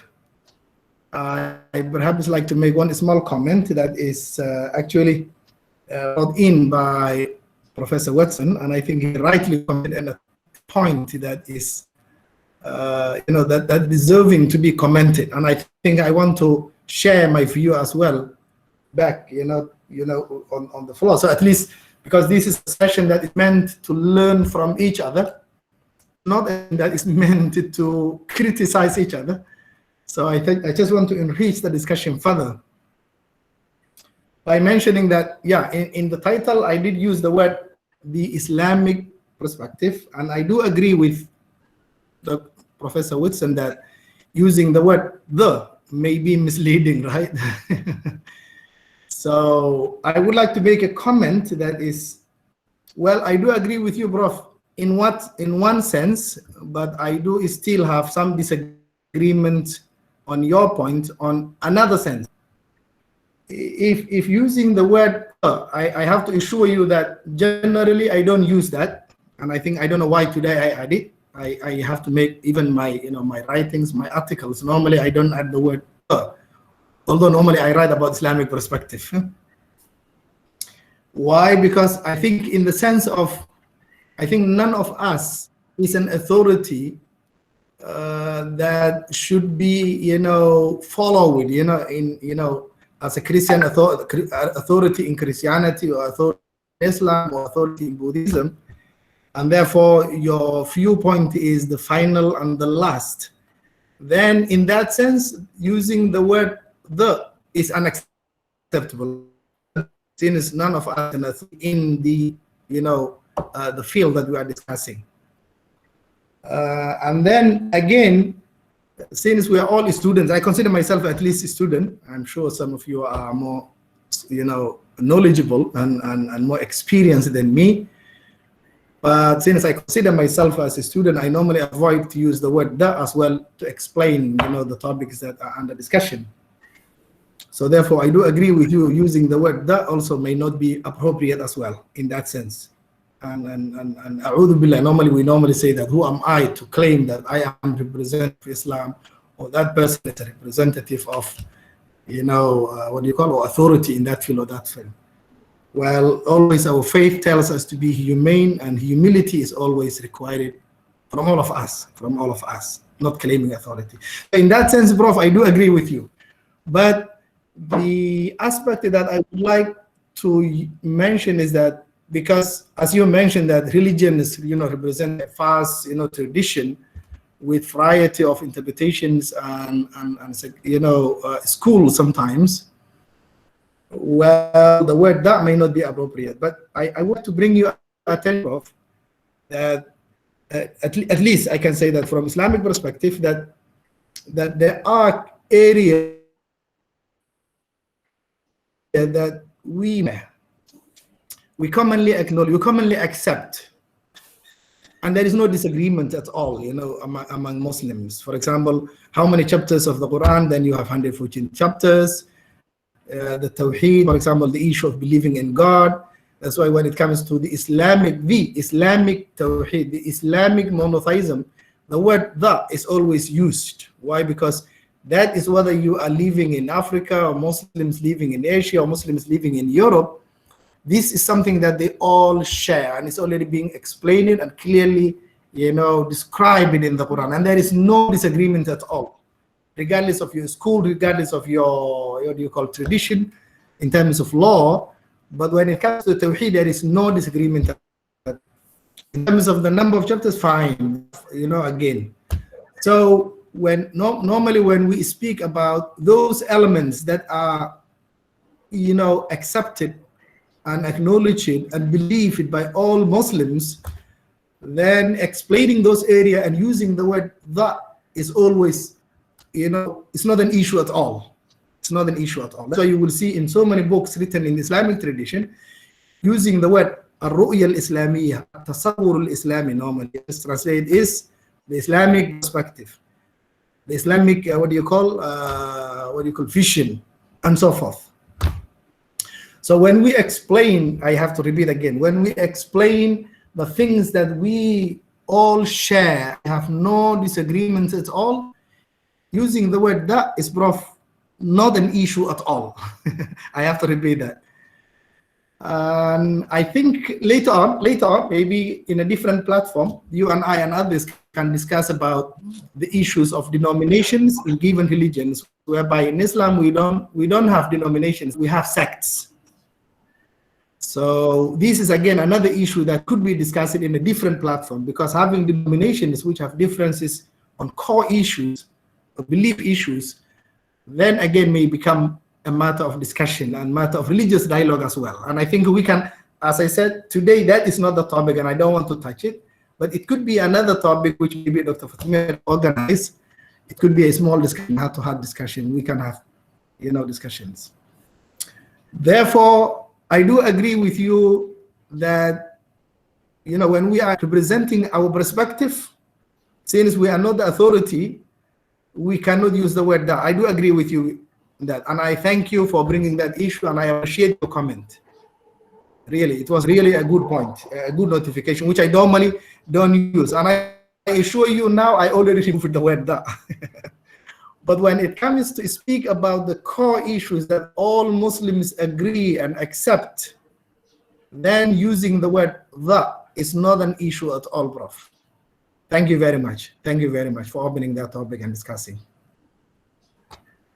Thank you, Doctor, for the clarification there. We'll begin our Q&A session for now.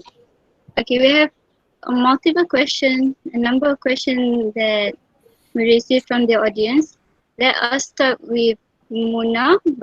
From Muna, directly asked to Professor Franz Mijsen.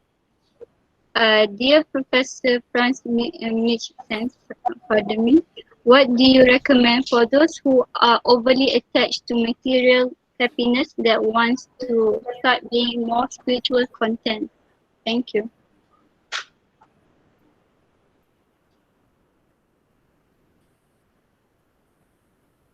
Sorry, sir, your mic. You are mute.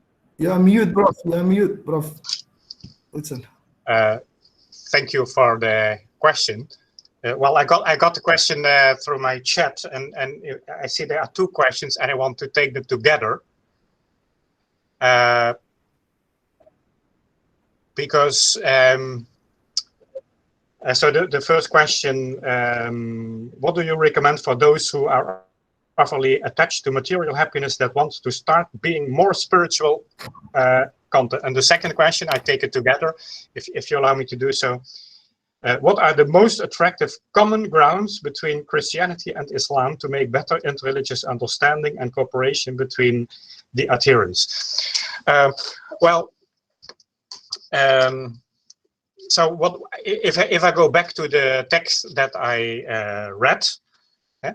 I think the message is not that material wealth is wrong. Jesus nowhere says that we cannot enjoy going to enjoy bread or enjoy food, or that is not the issue. But the issue is that that he does not want us to be possessed or to be addicted to it. You know, that is the issue. So it is not that I mean, putting it in the context of COVID-19, of course we may enjoy going to a theater, and of course we may enjoy going to a restaurant, and of course we may enjoy going to cinema. But the issue is that if I am not allowed to do so by the government, it makes me stressed, it makes me nervous. That is the issue. I'm addicted to it. I don't have the inner freedom to accept. Okay, well, sorry, now it is not possible. As Mr. Tan said, okay, but tomorrow there's another day, or the day after tomorrow. But some people are so addicted to wealth or so addicted to power. There's nothing wrong with power in itself. But if you are power, we have a popular saying, power corrupts, absolute power corrupts absolutely. If I'm addicted to power, then there is no inner freedom. That is the message. Now, if I move to the recommendation, you know, I traveled to Indonesia for the past 30 years, and I teach in many Islamic universities. One of the beautiful, as far as I know, key ideas, but maybe now I speak about the Islamic, the Islamic. I contradict myself, but one of the nice ideas about Islam, at least that I understand from Indonesia. I mean, that's of course contextual interpretation, is balancing, or moderation, as a key idea. So don't go to the extremes. I always balance, and I think that is very helpful when we speak in terms of happiness in times of crisis. Of course, I enjoy going to a restaurant, have a nice meal, but I'm not addicted to it. You know, so you always avoid the extremes, and you try to find the balance. Okay, yeah, today it is not possible, and tomorrow it's not possible, and maybe this month it is not possible to go to a restaurant or to go to a cinema. But next month or after some time, we go back to the new normal. So that is what I wanted to say from the gospel understanding, at least what I think Jesus wants to say.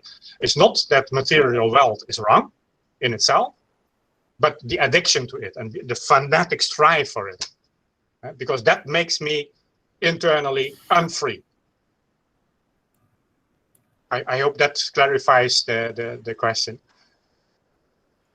Thank you very much, Dr. Sumana. As you've mentioned about balance, it did bring me to our concept of Ummah Wasatiyah, meaning middle Ummah. Thank you for the insightful explanation to highlight this similarity there. Okay, so moving on to the next question by Humaira Hisamuddin. Directly asked to Sir Sumana. Okay, I am interested to know about the Noble Eight Path as the method to reach nirvana for Buddhists. Can you please briefly mention what they are and how are they implemented, like an example? Welcome.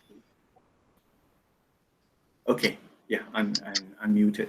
Yeah, thank you. This is a very deep question, and it takes quite a long time to answer, but I will try and do it succinctly.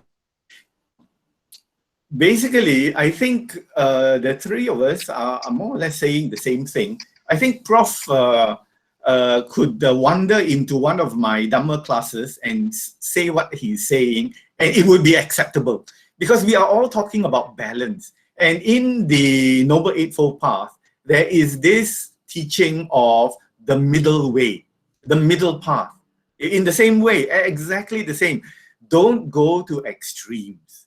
Yeah, and during the Buddha's time in India, there were the extreme of total enjoyment. There's a kind of a hedonism. That means you enjoy until you may even pass out or faint. Yeah, there are people who drink or take food or something. They're so extreme in their enjoyment. And the other extreme, yeah, which the Buddha also tried, was the extreme of torturing himself. So there is this torture because it still is practiced in India. They don't eat, they don't bathe, they don't wear clothes. So they think that by giving up all these trappings, yeah, of their materiality, they can reach nirvana or nibbana. So the Buddha said, no, that's another extreme. You have this extreme of enjoyment, you have another extreme of self-torture. So he said, stay in the middle, yeah, be balanced, the middle way. So the Noble Eightfold Path, as I mentioned, must be guided by the middle path. Yeah, don't go overboard in what you are doing. You have to eat, yes. Don't starve, right? You have to wear clothes, yes, but don't go for the designer, brands. Yeah, if you need to use a car, Proton is very good. I drove a Proton for a very long time. You don't have to have those, luxury sports cars. So this is what the Buddha is saying. But at the same time, there needs to be self-development. And so the factors of the Noble Eightfold Path, as I mentioned, there are three groups. The first group is morality. There must be strong morality. We must know how to behave as human beings. Because if we are not behaving like human beings, we do not appreciate the lives of others, the way that others value their happiness. The second one is there must be mental training. So this aspect is quite emphasized, yeah, in Buddhism. There must be a form of training the mind. And lastly, yeah, the wisdom, the ability to see clearly, yeah, is also a very important aspect, yeah, of the Noble Eightfold Path. So to practice this, yeah, takes a very, very long time. Yeah, but we do it in stages, and we do it the way that we can, yeah, which is the balanced way. Don't go overboard, yeah, in what we practice and what we are also professing to others. Yeah, we must be moderate. That's the way to go. Thank you very much. May I comment to that or add to that? Moderator, may I answer? Prof. Yeah. Many thanks to the Doctor for the brief Moderator is muted. on this subject. Anything to add in addition? Dr. Abdul Razak? Okay, no. Okay, then we'll proceed with the next question. Okay, I want to add our one, brother Muhammad Ashad. Sister Aisha, Prof. Wissan would like to say something, please. Well, I very much like what Dr. Tang said, and of course that is an interesting idea, that the idea of balancing and moderation is in the three views that we see now from Islam, Buddhist, and Christian perspective, kind of a common ground. But in the introduction, the moderators say that I'm very much involved now in ecology and environment. And one of the issues, this is not a scientific comment, but of course that the spread of the virus, COVID-19 virus, has of course to do with the closeness of humans and animals. And it has to do with the excessive consumption of meat, particularly the West. We know that where the virus spreads, there are the factories, chicken, where there are 100,000 chicken in one room. Only because excessive consumption of meat.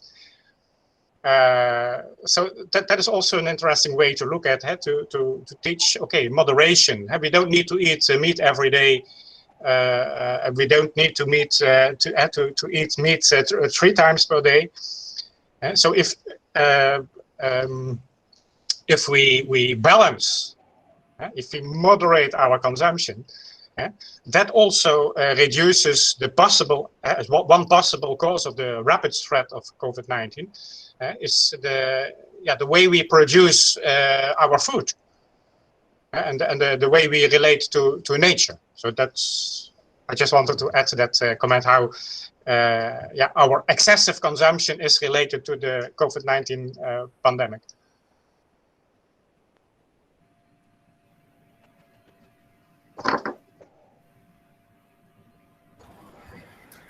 Okay, I think the moderator is lost somewhere. Yeah, Dr. Abdul Razak, you can. There is a question addressed to you. I can see one question there. Well, I think, yeah, as Mr. Tang said, and I think as Professor Whitson said, I think we are all moving towards the same direction on, speaking or addressing at least the concept of happiness in times of trials. So as to answering, in answering the question that is raised in the chat, the question says, what is the main practice? What is the main practice that we can do in reaching the happiness during the trial of COVID-19, besides prayers and help each other? In fact, as mentioned by the other professors, is that besides your spiritual connectivity and social connectivity as well, in terms of helping and pulling together and leaving no one behind, I think one of the things that we need to have is to have confidence that tomorrow is better than, it would be better than today. I think we always miss the power of hope, which is one of the main messages of the Quran, and I think I expect also in other religious teachings as well. People today are feeling hopelessness. People are feeling today, despair. People are feeling like, because as I said in the beginning, the medical, researchers or healthcare researchers are telling them, well, we don't have magical cure, at least for this illness. Therefore, people become, somehow, helpless, and to some extent, this has influenced, the behavior of money, in many ways, internal, domestic violence, and then to some extent, suicidal behavior in somewhere. So why? Because this is an element of, the factor is people are becoming hopeless. So one of the elements that I think that generates happiness is that surely tomorrow would be better than today. And this is what is being promised in the verse that at least you quoted, Dr. Fatmir, when you organized the program, you quoted one of the verses of I think 2 verses, right? In that chapter I think 92, is it 92 or 93, is it? Surah Al-Inshirah. Allah subhanahu wa ta'ala repeated twice, 2 times. Allah subhanahu wa ta'ala mentioned, inna ma'al usri yusran, inna ma'al usri yusran. Indeed, in the face of every difficulty, every challenge, advisory, climate is, there would be always, you know, a light at the end of the tunnel. In other words, there is always a solution. There is always, you know, a way to overcome. There is always, you know, ease. So to me, I think let's be hopeful. Not because that we want to sit down and say, well, we are hopeful and therefore things will come, you know, be solved magically without doing anything. But I think religion tells us to be hopeful, number one, as I mentioned just now, according to the Quranic verses, and I'm sure in other religious traditions as well. And also work. So hopeful together with hard work. I think that is where happiness can be generated.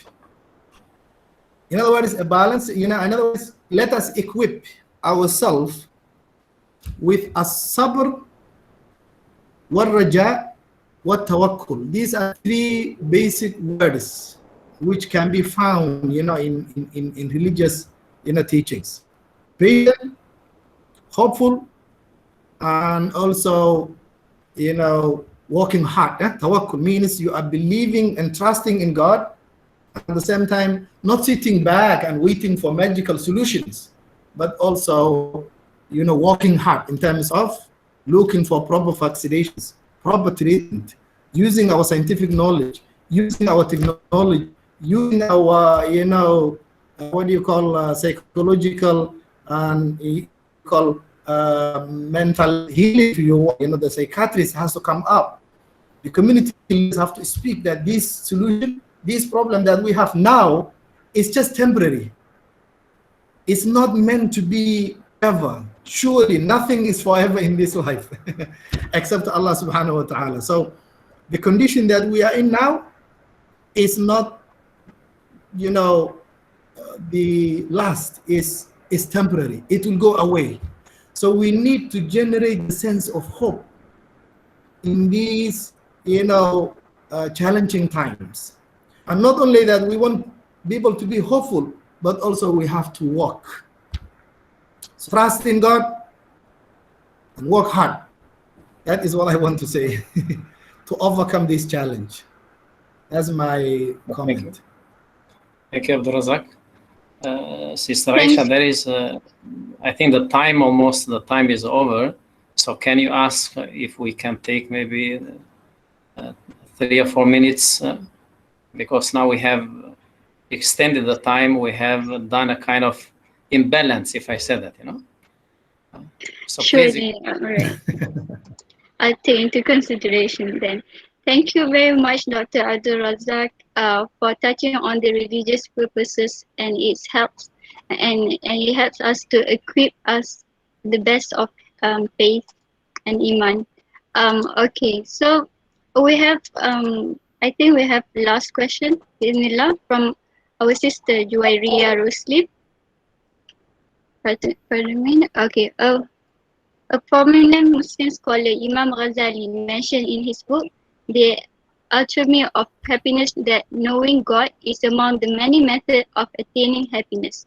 This is as the highest function of the soul is to attain true knowledge of God.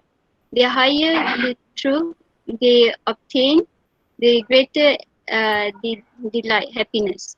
What is Christianity and Buddhist view on this? Doctors, would you like to give an overall view on this? Thank you.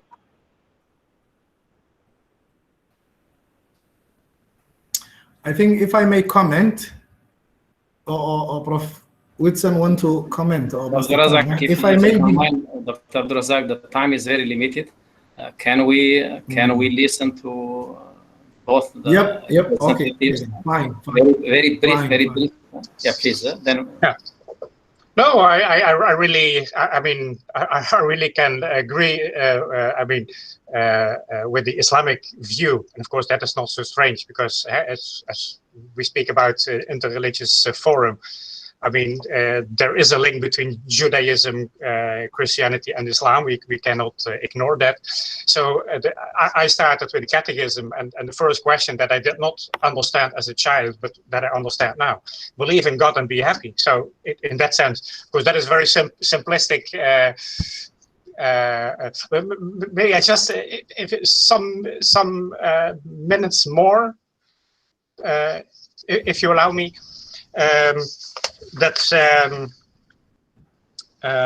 came to my mind when we spoke about moderation, and in that sense, maybe I do not completely agree with Mr. Abdul Razak. You know, when people face a terminal illness, you know, you go to a doctor, say, well, sorry, mister, but you are going to die, you have cancer, and so on and so on. Of course, I cannot be happy. I will not be happy. But I see two attitudes. The one attitude is people are very fanatic, go for medicine, spend a lot of money, move from one doctor to the other doctor, again, a chemo treatment, another one, and so on, striving. And then at the end you say, but what is the quality of life? I mean, were you happy? And here again, that is balancing. Of course, I will die. I have cancer. And of course, I'm not fatalistic. I'm not just passive. Of course, I will go for treatment. But on the other hand, I also have to accept that I will die. And then here again, that is the moderation that you say, okay, I have a terminal ill, but I don't, you know, spend the months or the years that I have to go to from one treatment to the other. But I enjoy and accept what came to my path. In that sense, there is no hope. But yeah, increase the quality of life that is given to me, although short. And here again, this is the message of balancing and don't go to extremes. I see many people in the West, you know, when they are told, sorry, you are going to die, that are very extreme in going to all kinds of treatments. But did they increase their happiness? I don't think so.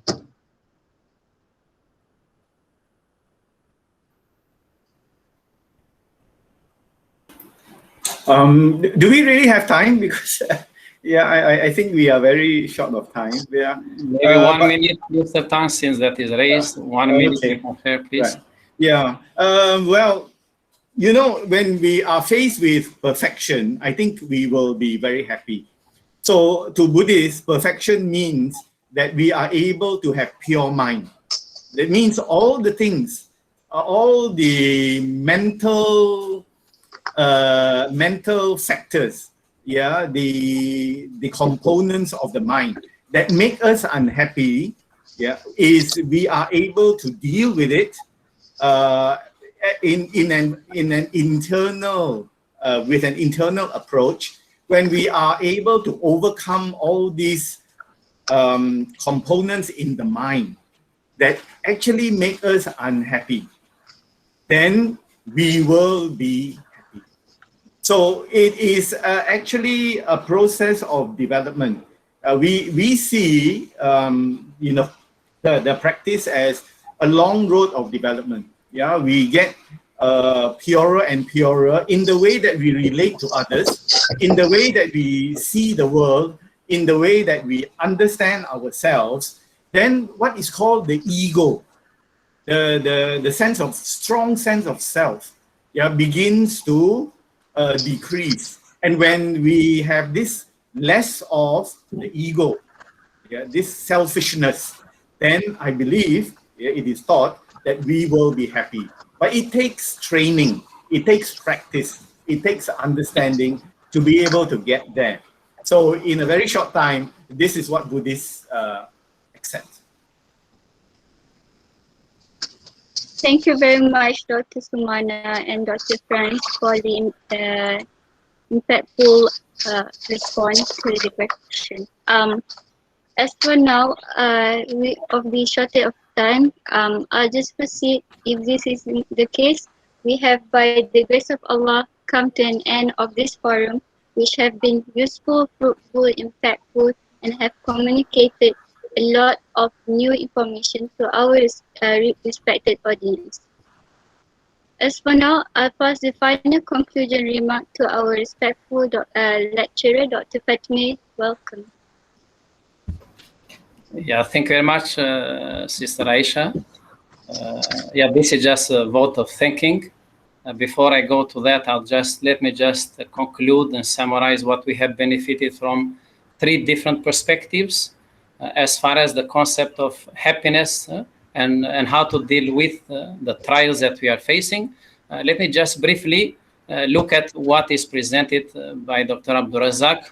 So what I see the conclusion for that, it is that yes, you have to turn to Allah subhanahu wa ta'ala to have a good connection with Him, then to work very hard, and you have this application based on the concept that we mentioned, sabr, kana, yakin, tawakkul, and rida. So that is from Islamic point of view. So this is the belief, the faith that we have, iman, as well as the application. And that is the reason why Dr. Abdul Razak was focusing more on hard working, not only just having hope and waiting, but you have to show that you deserve that. Now, when it comes to the second perspective that is well presented by the second speaker, Prof. Winston, what I can conclude here based on what he said, that Jesus, he never talked about authority or power to achieve happiness, but he talked about you should have trust in God, and then you can achieve the real happiness. And what he presented, what happened among the Christians, on others, it is like people focus more on authority and power. They don't focus, even the Christians, on what Jesus Christ mentioned. So that is, even here we can say that people should trust or put full trust, in God. That is very clear. And when it comes to the third perspective, that is put forward by Mr. Tan after he has presented the approach from the Buddhist perspective, he concluded to get rid of these problems and to achieve happiness, there should be a mere understanding of the situation, and that will lead, when you understand what is going on, this will give you courage to move forward. And when you have courage to move forward, then you can feel and you can have hope that life goes on. So that is still, when we look at all these 3 perspectives, so we are not here, we are, of course, we agree and disagree because we are dealing with 3 different perspectives. So we cannot say that these are the same, but there are differences as well. So what is the most important thing that we have achieved from this forum, as far as I understand, then easily we can help each other by reminding each other when we are dealing with each other. Let's say a Muslim dealing with a Buddhist or a Christian can remind him or her about the same thing goes. A Christian and a Buddhist can remind the Muslim while knowing these 3 approaches. So I think that is the very aim of this forum that we are having. And of course, this is not the last. We are going to proceed further. So this is what I can say about the topic that is well presented. We are very happy, and this is very interesting topic as it was mentioned by the speakers. Therefore, I would like to express our thanks to all the 3 speakers on behalf of our department, as well as on the behalf of our university and the Kulliyyah. And of course, on the behalf of our head of department, as well as the dean and our rector. So I would like to thank you all that you made our session very interesting, provided this rich information, and that is a learning process for our students. And of course, secondly, I would like to thank those who have participated, especially when I look at Prof. Abdulaziz Burguk being here from the very beginning. So I would like to appreciate that very much. And he has been here. It doesn't mean that he did not ask a question. So that shows a kind of scholarly approach that Prof. Abdulaziz is paying attention to this. So we appreciate very much, dear Prof. And we thank and we are happy to have you here with us. And thirdly, I would like to thank all the participants who were present in our forum. And I believe that they have benefited. And of course, the most important thing that we have to thank all of us. So I would like to extend our gratitude and thanks to the students who worked very hard to make this event happen. So without their help, perhaps I cannot do anything. So I'd like to appreciate that everything that they have done. And of course, as we believe, may God bless our students and they can see the reality as it is and this is our generation that will lead the future. So with that, I just hang over to the MC to proceed. Thank you very much, and may God bless all of us. Thank you, Dr. Fatmir. Likewise. Barakallah fiqh. Finally, inshallah, before closing, let me invite our brother Said Abdul Qadir to give a final prayer and recitation of the Quran. Falyatafaddal.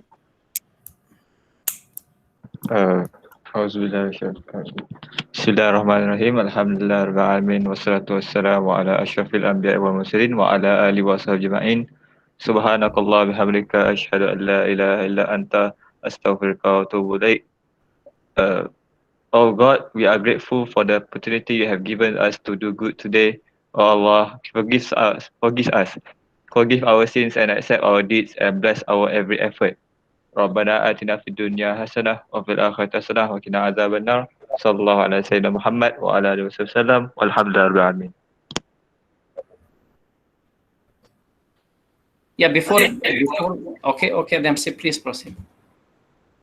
Alright, ladies and gentlemen, before we end this forum, may I request all to switch on their cameras as we will take a group online screen picture. Yes, we are living in 2021. Alright, I'll leave it to media.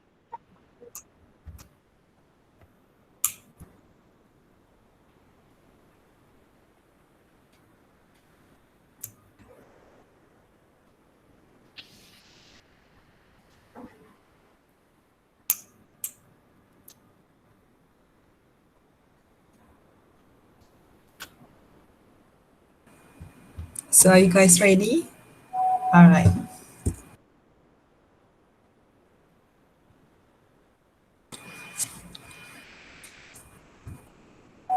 All right, thank you so much, everyone. Alright, with this, let me take this opportunity to thank once again to all the respected speakers and to all those who have contributed to this success of Interreligious Forum. We hope we reached the objective of this particular aim, hoping members of different religious groups develop close relationships based on mutual respect and better understanding, which enable us to work together on solving common trials, COVID-19 pandemic, but also showing how to endure and be happy during such time. With this, I end with your permission. Jazakumullah khairan wa barakallahu feekum, and thank you all for your time and contribution. Okay, thank you very much. Okay. See you again, in different sessions. Yeah, see you again. Yeah. Assalamualaikum. Thank you very much. Waalaikum salam. Shukran, Prof. Aziz. Shukran. Okay. Assalamu alaikum. Okay.